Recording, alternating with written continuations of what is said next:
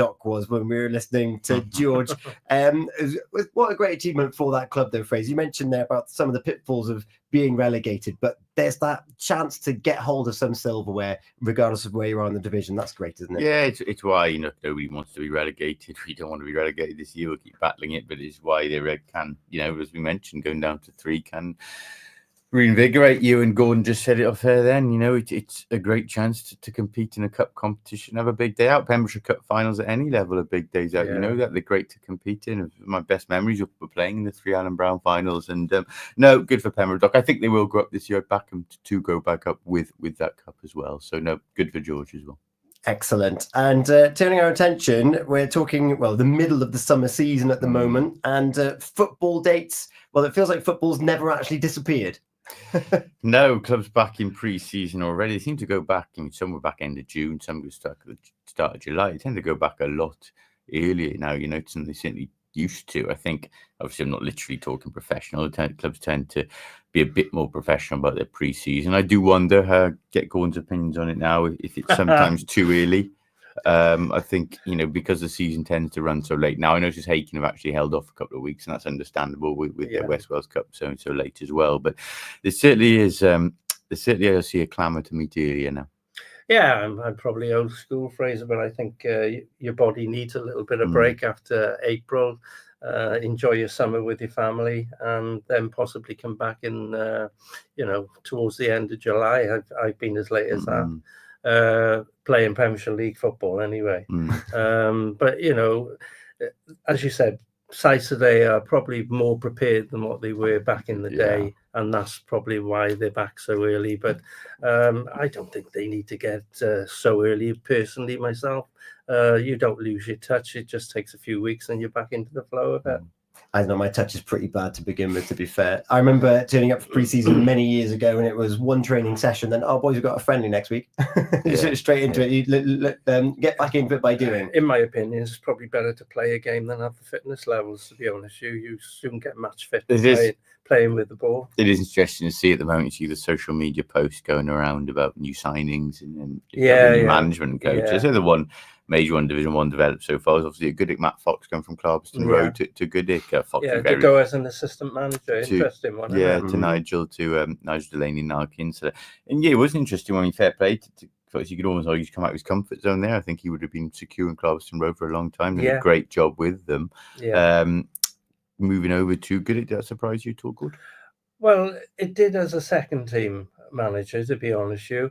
I know he has family. Assistant manager, assistant manager. I know he has family commitments. He got 2 talented young children, and they take up a lot of their time. Caden with Swansea City, and his daughter is a very good dancer as well. So, I can understand why he's gone as an assistant. It'd probably free up a bit more time with the family. Plus, he can keep in touch with playing football. But at Clarkston Road, he would have been a mainstay there anyway. So I think he just didn't want the responsibility while this is all going on. And possibly after a season or two, Nigel might step down and he'd go in as first team manager. Perhaps that's the plan. I might be totally wrong. I know we'd like a more open, tighter rated teams for the last few years. We have just talked about Goodwick and Hakin at the start of the season when tipping to win it. Can you see the same again this season? Hakin seem a lot stronger to me now, Fraser. Now that Goodwick have lost a few players as well. They got a lot more strength and depth. They won 2 cups last season, Hakin. They're going to take some stop in the season now because a lot of their boys are coming to the peak of their careers. And whereas, unfortunately, the Goodwick boys, they were on the end of the old boys have left. But they'll still be a force. Absolutely. They've still got a lot of talent there, and Nigel will certainly get the best out of them. It won't be an easy ride for Hakin. And it'd be interesting to see, clubs have got a long way to go this summer in terms of bringing people in as well. Exactly. So, but I think it'll be between Goodwick and Hakin again. I don't like saying that because I'd like to see another team maybe come through and push for it as well. But I just don't know at the moment. You look at the teams doing well in cup competitions, your Clarbies, your Monktons, Tenby, Carew and so on. I just don't see any of those teams at the moment, unless they make signings, some having the consistency. That's the word, the consistency. Is those 2 sides have been so consistent over the seasons, and they do it time and time again. They're just old hands at it, aren't they? it's up to the rest to catch them up and make some noise by beating them. And now Narberth and Fishguard coming up. How do you think they'll fare? It'll be tough. It'll be tough for both those teams, to be honest with you. We've always known, Fraser, over the years, the teams that come up from Division 2 find it difficult in Division 1 because it is a step up. Yeah. But Fishguard got a good pedigree, and so have Narberth. They've been there before. Phil Jones is still coaching, Fishguard, and they'll be prepared well. But it will be a difficult season. They know that. Yeah, good to see Narberth back up there as well. We should say that. It is very good. difficult year there. The bottom half of that Division 1, though, it changed so frequently last season. We didn't know who was going down into very tight. And are you going to picture the same this season now? Yeah, I think so. Look, as we keep saying, because you see Milford United going down and reach the Senior Cup final, that's quite a rare occasion. As we keep saying, I think there's still quite a lot of water to go, and with signings and people leaving, you don't really know to start to see how a lot of sides will look. But yeah, I think it will be tight. I think it was competitive outside of Goodwick and Hakin in a way, and that a lot of teams were beating each other from third downwards last season. So it will be tight down there. I wouldn't pick two obvious candidates to go down yet. Yeah, with Clarby losing Matt, and I think they've lost a few key players already that have been announced. How do you think they're going to fare? I mean, Clarby are a very, very well-run club. I always would have confidence in them being sustainable at best, at worst, or if nothing else. And look, that they've had lower teams. They've got a very good junior setup as well. Yeah. I'd like to think they'd still be okay. Actually, they're a very close-knit club. They know what they're doing, and Foxy will be a loss to them. Of course, he will, but I don't think it'll rock them as such. And then Tenby did incredibly well last season, getting to the final. That saying about that gauntlet that they got to face, an invincible team won the league for the second year. What are the likes of Tenby going to have to do to try and have that push? I was impressed with Tenby last season, to be honest with you. They got strength and depth. They got Spencer Williams, who's played Welsh League. Joe Lee played Welsh League. They've got some decent players. The young guy in goal, the manager's son, Newt, he's improved every season. They'll be a difficult side to beat, especially at the Clickett. There's no question about that. It's whether we spoke about earlier is finding the consistency, and that means winning away from home regular as well. The nucleus of the squad is good. It's just having the confidence to push on. So it'll be interesting to see what they do this season. Yeah, we talk about pre-season. Go see the curtain raiser has been announced. The Jubilee Cup, which obviously is between Goodwick and Hakin, as we just talked about, in memory of Brian Hawkins this year, and at Marble Hall. A nice touch that.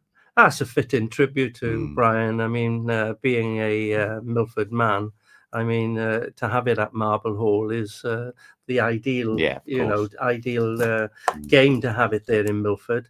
A lot of people would question it should be on the meadow, but Brian was a Milford man through and through. Many of you won't know, but he did play for Hartworth County. I'll get that out there in the Pembrokeshire League. But his heart was with Milford, and his incredible job as secretary of the Pembrokeshire Football League speaks volumes the way he run it. He's been sorely missed, but this will be a night to celebrate his life at Marble Hall, and I'm sure both teams will put up a great performance. I was going to say, even though it's the curtain raiser, it might not be as serious as the league, but it's a rivalry that is years old now. They'll want to strike a psychological blow closer than we can, and I think Gordon's right with Brian's name attached to it will bring out a good crowd as well. So definitely. Yeah, that's always a great one. And very briefly then, looking ahead to tomorrow evening, Haverford County just mentioned they're not at the Bridge Meadow at all for their two European matches. They're out in Malta at the moment. We were just talking, we heard from Cleon in the first hour. He's out there soaking up the sun. So are the players, poolside. It's quite an ask they've got ahead of them. Quite significant what Leon said, actually, just how big and hot it was out there, and you wonder if that would be a factor tomorrow. He said it was extremely hot until about 7-8 in the evening. They're kicking off at 6:30, which could maybe work in the favour of the home. Well, 6:30 our time, isn't it? But could maybe work in favour of the home side. You'd think we'll be much more used to the heat and the humidity. So, they just got to try and come away with the result tomorrow, haven't they? And yes, it is a telling factor. Mind, we saw our Welsh rugby team wilter under the heat on Saturday. That's another matter. We'll come on to that next. Yeah, but Haverfordwest, they go to Malta. and it will be a difficult game. They're seeded, the side they're playing. But to come away possibly with 1-0 defeat would be a triumph, really. I don't want to see them have a bit of a bashing. I'd love to see them come away with a victory and take it to Parker Scarlets on the following Thursday, and hopefully defend a lead. But it will be a difficult match. Tony Pennock will prepare them well. They'll definitely defend properly, I would think. Unfortunately, it's nice for next week, mind. You'd rather get Malta back in wind and rain and cold. Should have played him in October. But Can they do it on a cold rain night in But again, the other football thing we should really talk about, of course, Wales women and Hara James becoming the first person to lead the Wales women's side of major championship. Big moment for her, but a night which maybe fell a little bit sour in terms of the result. Yeah, put that aside. That's a great result for Welsh women's football, not the result itself, but to actually qualify for a major competition is a success story, really.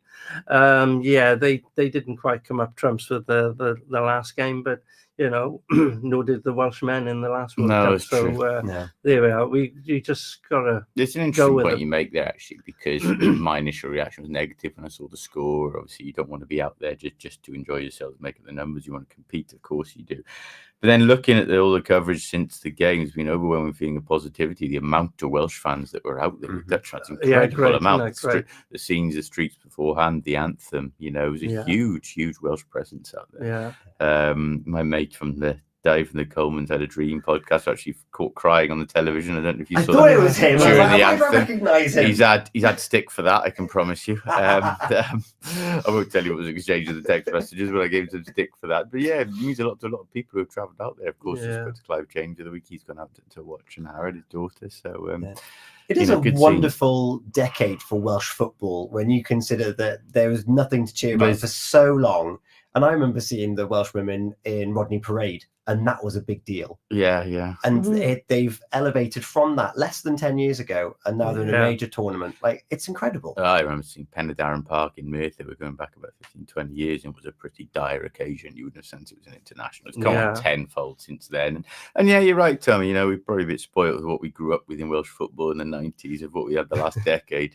Major championships and there's some fans travelling out. It's there is positive too. I just really hope they can get some kind of results in the next 2 group games now. Yeah, Jason Chapman, you look how far Welsh women's football has come. It's still a massive achievement, but as Fraser mentioned, we don't want that to be the end of it. Oh, it won't be the end of it. I mean, they're obviously pushing on, to be fair. They're far more professional. I remember Ang Harrod on the show, you were talking to us, saying that they didn't have enough jerseys or whatever. They won international. Now that's all. They got their names on the back and everything. They are more professional. And women's football has gone, it's growing. It's growing every day, every year. It's brilliant. Fair play. And it will continue to grow, I believe, as well. Yeah, I was fortunate enough to go to the online event in the Bridgemeadow Stadium, which had Neil Mooney, the FAW chief exec. And his vision is coming to life. They've really set out a great plan for grassroots men's and women's football, and they're seeing fruition from it. I think it's great. So long may that continue. And so some more qualifiers around the corner once this tournament's done. France next, though. Yeah, France, and in terms of the result, it's a tough one. They've played the lowest ranked side out of the 3 opponents, so it'll only get harder. But major international tournaments are supposed to be hard, aren't they? It is a bit of a group of death. Nobody's going to hand you a win, are they? England haven't started well either, so there's a lot of pressure on them too. Exactly. We will be watching those fixtures and hopefully catching up with Joe again. You caught up with her earlier on. If you missed out on any of the interviews from 7, 8 o'clock, you can listen back to the whole show after it's aired on purewestradio.com on the catch-up. You mentioned the heat on the rugby boys wilting under the heat in Japan. We're going to turn our attention to the rugby. Excellent for Josh McLeod. We'll take a moment and we'll come back with a little bit of rugby talk. Let us know your thoughts. You can WhatsApp them to me now, 01437 764455, or drop us a message on the PWR app. We'll be back in a moment here on your Pure Sport Show with Eaton-Evans and Morris Solicitors. Pure West Sport Show, sponsored by Eaton-Evans.